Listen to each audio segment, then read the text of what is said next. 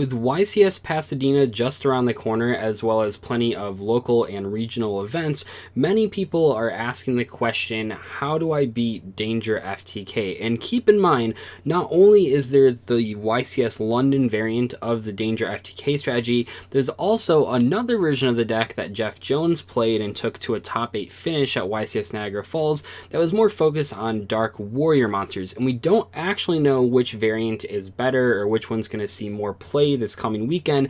Keep in mind that the reason the Dark Warrior version did not see play at YCS London at all is because that version does rely on Summon Sorceress, unlike the more pure variant with just Danger monsters and Dark World monsters. However, both decks aim to do the same FTK combo, where you infinitely loop Dark World cards with Firewall Dragon to repeatedly burn your opponent with Cannon Soldier, and I think a lot of people really do want to know, how do you beat this strategy? And one of the developments that's come out of this deck over the past couple weeks, especially at YCS London, is the Outer Entity package, which, while it doesn't completely turn off all hand traps that would counter the Danger FTK, it does shut off a ton of them, like Ghost Bell and Ash Blossom, cards that maybe would have been good against Dangers but simply aren't, because these Outer Entities completely turn off hand traps as soon as they're summoned, so you have to use hand traps if you're going to use hand traps before your opponent can assemble the pieces to summon a rank 4 monster to upgrade into the larger rank 5 monster, and that's a pretty big deal, so we're going to keep that in mind as we talk about these cards. And I also want to mention that today's video is sponsored by my friends at tcgplayer.com. If you would like to purchase any of the cards that I mentioned in this video, I'll have links in the description for that. Just head over to tcgplayer.com, look up whichever rarity you want to get of the cards, and I'll also post the market prices of these cards on the screen so you guys can kind of know what you're getting into before you click those links. Anyway though, let's jump right in. At number 5, I want to talk about what is perhaps the best generic way to beat Danger FTK when you go second, and that's Droll and Lockbird. Now at the moment, at the time of making this video, they currently have ruled the situation with Dangers versus Droll and Lockbird that even if you use Droll and Lockbird, they can still activate the Danger monsters, they just can't draw a card. They're citing an older ruling with Minerva, the Lightsworn Exceed monster. I don't know if that'll get changed because it's already been changed once, because it used to be you couldn't activate the Danger monsters, but even if your opponent can activate the Danger monsters, if you Droll them, they aren't getting any advantage off of their effects. It totally shuts down their entire engine, so even though they're able to summon a few monsters, they're not actually digging any deeper into their deck. And not to mention that in the Danger deck, pretty much every single card, all of the spells except for Soul Charge, will trigger Droll and Lockbird, so you can activate it way before they would ever summon an Outer Entity monster, which means that Droll is by far the best generic way to beat Danger FTK. They just can't gain any advantage, and they really need to dig deeper into their deck to hit their powerful cards like Beginning of the End, Soul Charge, and Monster Reborn. I should also mention in this Droll section that one of the best ways to beat Danger FTK, even though it's not really like a skill intensive thing, it's completely down to luck, is that when they reveal Danger monsters, if you get lucky and repeatedly hit the ones they reveal, not even all of them, but like more than 50% of them, they'll pretty much lose every time, because in essence you are then Droll and Lockbirding them because they're not drawing cards because they're discarding the one that they revealed. That's a really good way to beat them, but it's obviously not consistent because it's down to luck, so I would just stick with Droll and Lockbird. But I did want to mention that technically you can not open any hand traps and still beat them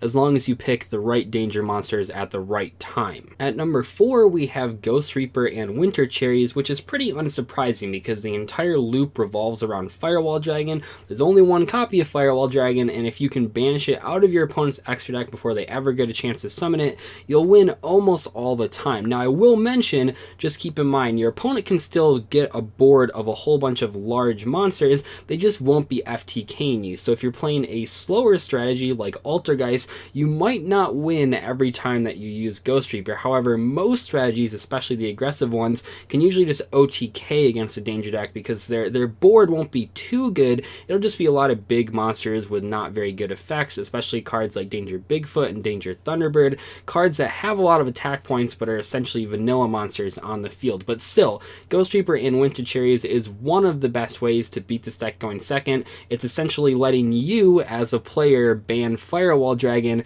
something that Konami has not stepped up to the plate and actually done themselves. So I highly recommend Ghost Reaper Winter Cherries. It also has, just like Droll and Lockbird, some applications in other matchups. You can use this card against Dante, you can use this card against Isolde, you can use Ghost Beaver Winter Cherries against a whole bunch of cards.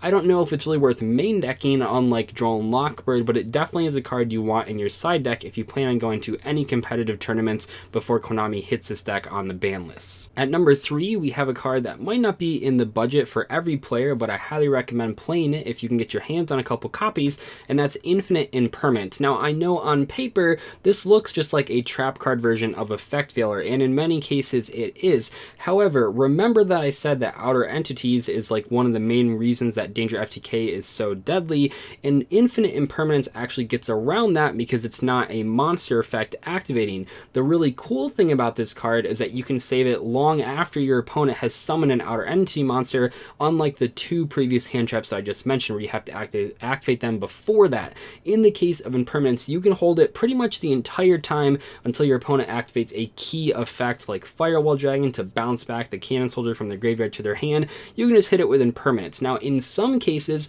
they will still be able to recover from that. The main way they do that is by summoning Nightmare Unicorn to shuffle back their own Firewall Dragon and then remaking the Firewall Dragon. But in other cases, they won't actually have enough resources to do that, which means that the Impermanence will just secure the win immediately. I highly recommend playing Impermanence right now if you have a couple copies. Maybe not in the main deck unless you're playing Altergeist, but in pretty much every single side deck you'll want to be playing Impermanence specifically to beat Outer Entities. The last 2 cards on this list are cards that you want to play when you're going first, but I do want to give an honorable mention to Hainanwada. This card is pretty funny. It stops burn damage, which a lot of hand traps out there actually do. It's pretty crazy how many hand traps there are that specifically stop burn damage.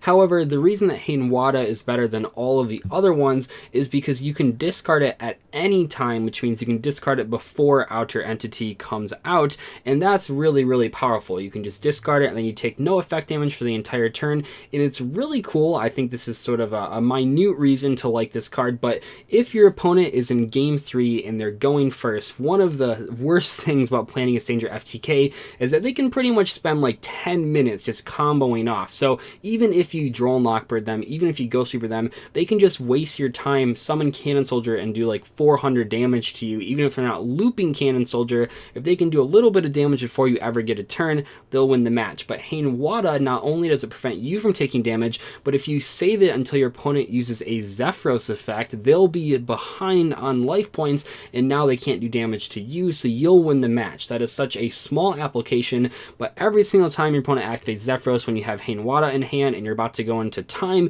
you'll win pretty much 100% of those games, which I think is hilarious.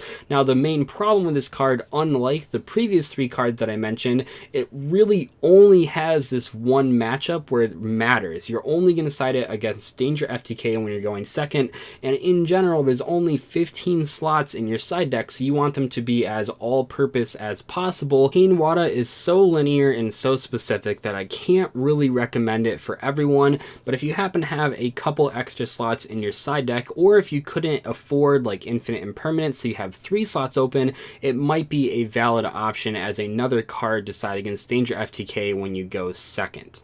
Moving on, let's talk about some cards that you can side when you go first, because at the very least, anytime you play against Danger FTK, even if they win the die roll, even if they FTK you, you will always get game 2 to go first, so it's important to know how you can beat them when that actually does come up, because you probably won't win the die roll against them every time, but you always know you will have one game where you have the option to go first, and even though in general, just any form of disruption when you set up a board is going to beat the FTK, it is pretty cool to have a couple options you can point to that just immediately win right there.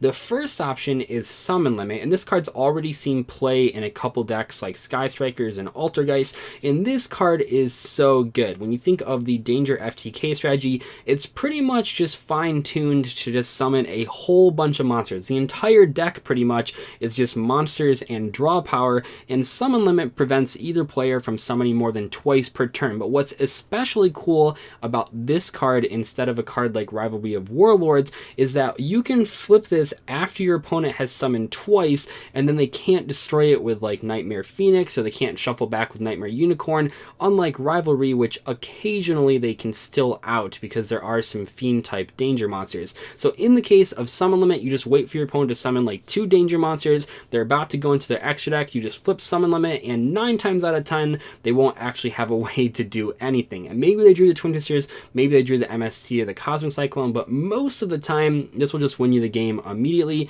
It's sort of under the radar right now, so most people will not be playing around it. There isn't really a great way to play around it anyway, because you have to summon 2 monsters to make Nightmare Phoenix in the first place, but it's just a really solid option, especially for decks like Altergeist that can then trigger a multi-faker off of the activated trap card. At the number 1 spot, I have probably the hardest card to use in terms of how many decks it can go into, but by far the most powerful turn 1 option against the Danger FTK deck, and that's Majestys Fiend. Now, I get it, not every deck can afford to tribute summon a monster on the first turn. Strategies like Altergeist and Sky Strikers might have a difficult time summoning Majestys Fiend. However, in the decks that can play this card, like Burning Abyss, you will win almost 100% of the time that you summon this thing. Now, don't get me wrong, your opponent can have outs to it. They can play Kaijus. If you make a big board, they can play Raw Sphere mode, and sometimes they'll slide in Infinite Impermanence going second, but overall, this is like the best counter to dangers. And I know it's not a Mind Drain, but Mind Drain can get hit by Twin Twisters. This thing basically has no outs except the 3 that I just mentioned, and a lot of the times they won't actually be able to draw that because your opponent can't even activate the danger monsters in their hand. There is currently a ridiculous ruling out there that I have no explanation for, that you can reveal danger monsters even if your opponent controls a Vanity's Fiend.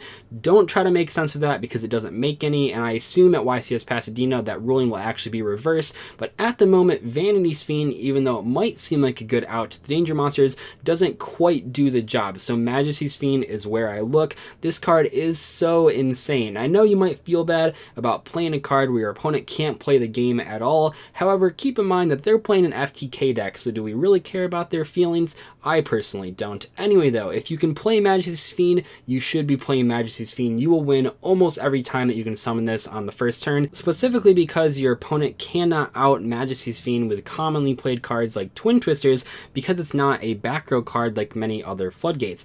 Anyway though, hopefully you guys enjoyed today's video. If you would like to purchase any of the cards that I mentioned, or perhaps your own tech options against Danger FTK, feel free to check out the link in the description to tcgplayer.com. I thank them so much for sponsoring me. It helps out a ton. Thank you guys so much for watching though. I'll see you later. Goodbye.